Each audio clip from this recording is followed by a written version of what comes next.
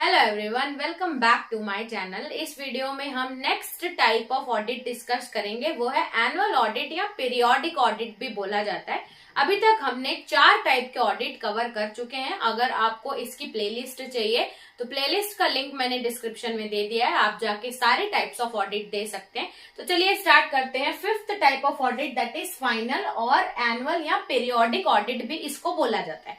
अब पहले नाम से समझते हैं, एनुअल, पीरियोडिक या फाइनल। इन सब वर्ड से हमको ये पता चल रहा है कि ये एक फाइनल ऑडिट होता है। एनुअल से पता चल रहा है कि साल में एक बार ये ऑडिट होता है। तो हाँ, बस नाम से ही आप इसको याद कीजिएगा। ये एक ऐसा ऑडिट है जो फाइनेंशियल ईयर एंड होने के बाद सिर्फ एक बार किया जाता है। यानी कि हम इसको ऐसे याद कर सकते हैं, जब पूरा फाइनेंशियल ईयर खत्म हो जाता है तब एक बार जो ऑडिट होता है उसको बोला जाता है फाइनल या एनुअल ऑडिट। ये बार बार नहीं होता, बस हमारी जैसे ही फाइनेंशियल एंड होगा, अकाउंटिंग ईयर चालू होगा, तब ये ऑडिट चालू होता है और इसमें ज्यादा समय नहीं लगता। साल में एक बार ही इसको कराया जाता है और ये फाइनेंशियल रिपोर्ट तैयार करके देता है। तो चलिए थ्योरी से समझते हैं क्या दिया है। अकॉर्डिंग टू पेगलर, ये एक ऑडिट है। फाइनल ऑडिट और annual audit is an audit which is not commenced. ये चालू नहीं किया जाता कब तक, जब तक फाइनेंशियल पीरियड खत्म नहीं होता।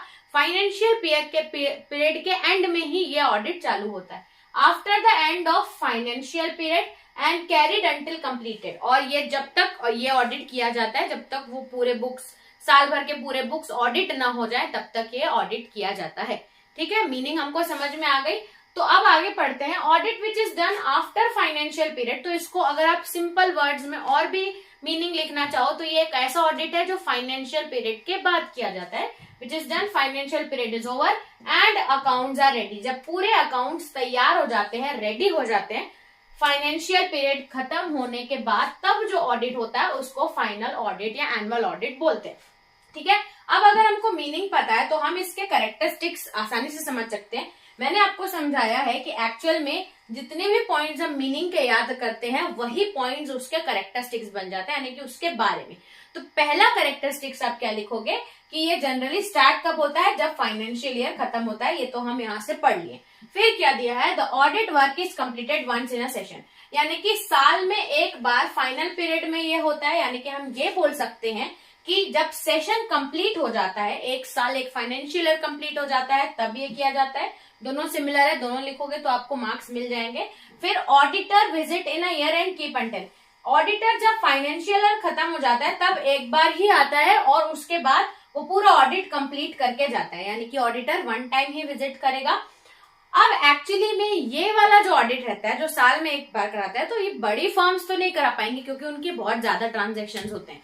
तो जब साल में एक बार अगर ये ऑडिट हो रहा है तो हम इसको समझ सकते हैं कि स्मॉल फर्म्स ही ऐसे ऑडिट कराएंगे। तो ये सेटिस्फैक्टरी रिजल्ट इसको देता है जब स्मॉल फर्म्स हैं। ठीक है, तो कैरेक्टरिस्टिक्स पहला कि ये फाइनेंशियल ईयर खत्म होने के बाद ही आता है, सेशन में एक बार ही होता है, ऑडिटर सिर्फ एक बार ही विजिट करता है और ये स्मॉल बिजनेस के लिए ही सुटेबल है। ठीक है, अब कैरेक्टरिस्टिक्स और ये सब पढ़ने के बाद हमको फाइनल एनुअल ऑडिट भी समझ में आ गया, तो हम इसकी एडवांटेजेस लिख सकते हैं। तो मैंने यहाँ पे 5 एडवांटेजेस लिखी है।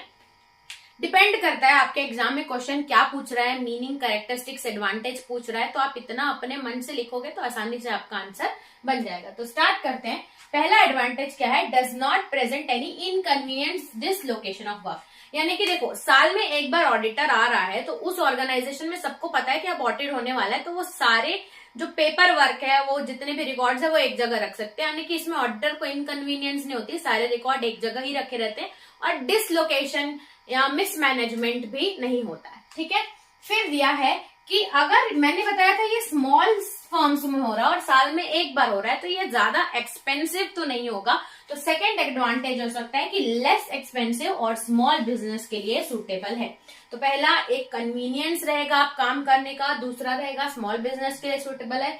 फिर आप एडवांटेज लिख सकते हैं कि इसमें साल में एक बार आ रहा है और स्मॉल बिजनेस का ही ऑडिट कर रहा है एक ऑडिटर, तो ये जो ऑडिट होगा ये जल्दी खत्म हो जाएगा। यानी कि ये फिनिश्ड क्विकली याद रखोगे तो आपसे ये सेंटेंस बन जाएगा। उसके बाद link in work can be maintain. आप एक बार ही ऑडिट कर रहा है तो जब वो एक बार ऑडिट करने जब बैठेगा तो वो बराबर लिंक करते करते कनेक्ट कर जाएगा। यानी कि वन टाइम अगर हो रहा है तो उसको सारा साल भर का रिकॉर्ड्स पता होगा और वो एक बार में ऑडिट कर लेगा। तो इसमें लिंक जो है हम मेंटेन करके ऑडिटर कर सकता है।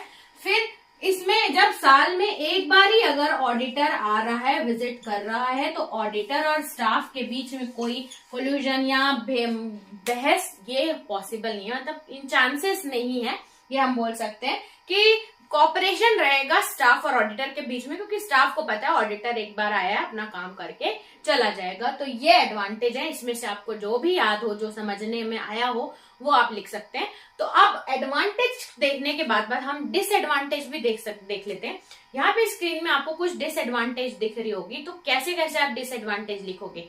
पहला डिसएडवांटेज ये होगा कि ये लार्ज फर्म के लिए सुटेबल नहीं है। दूसरा एडवांटेज ये लगते हो कि इसमें एरर और फ्रॉड्स पूरे तरीके से डिस्क्लोज नहीं होते। तीसरा एडवांटेज लिख सकते हो कि इसमें सारी चीजें कवर नहीं होती, कुछ चीजें छूट भी जाती है। चौथा एडवांटेज ये लिख सकते हो कि साल भर का लेखा अगर एक बार में देख रहे हैं तो मैनेजमेंट मिसगाइड भी कर सकता है एक ऑडिटर को। तो ये कुछ एडवांटेज मैंने लिखी है, आपको जो इजी लगे याद करने में वो आप इसमें लिख के आ सकते हैं। अगर आपका 8 मार्क्स से क्वेश्चन आएगा एडवांटेज, डिसएडवांटेज, मीनिंग, तो इतना अगर आप कंटेंट लिखते हैं तो बराबर आपको नंबर मिलेंगे। तो ये था हमारा video about final audit. I hope आपको समझ में आया होगा। तो इस वीडियो में इतना ही रखते हैं, चलते हैं नेक्स्ट वीडियो में, देखते हैं नेक्स्ट टॉपिक। तब तक के लिए थैंक्स फॉर वॉचिंग।